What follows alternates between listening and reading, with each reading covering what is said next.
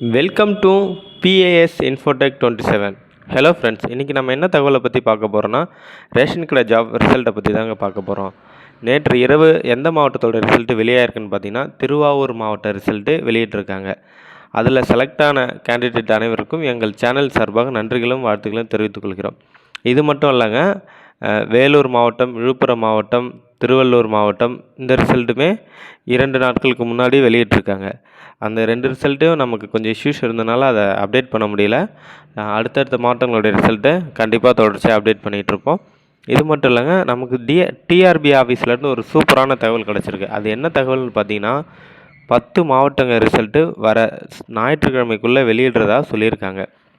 10 மாவட்டம் கன்ஃபார்ம் வரலாம், இல்லைனா அதுக்கு குறைவாகவும் வரலாம், இல்லை அதற்கு மேற்பட்ட 15 மாவட்டங்கள் அந்த மாதிரி கூட விடலாம். இந்த மாதிரி வாய்ப்புகள் இருக்குது. சரிங்களா? எந்த டேட்லேருந்து எதிர்பார்க்கலான்னு பார்த்தீங்கன்னா, வருகின்ற வியாழன், வெள்ளி, சனி, ஞாயிறு இந்த 4 நாட்களுக்குள்ளே 10 மாவட்டங்களோட ரிசல்ட்டை எதிர்பார்க்கலாம் நம்ம. சரிங்களா? இது போன்ற தகவலை தெரிஞ்சுக்க நம்ம சேனலை லைக் பண்ணுங்கள், ஷேர் பண்ணுங்கள், சப்ஸ்கிரைப் பண்ணுங்கள்.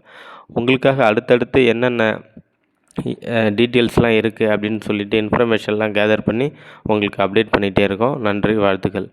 மறக்காமல் சேனலை லைக் பண்ணுங்கள், ஷேர் பண்ணுங்கள், சப்ஸ்கிரைப் பண்ணுங்கள்.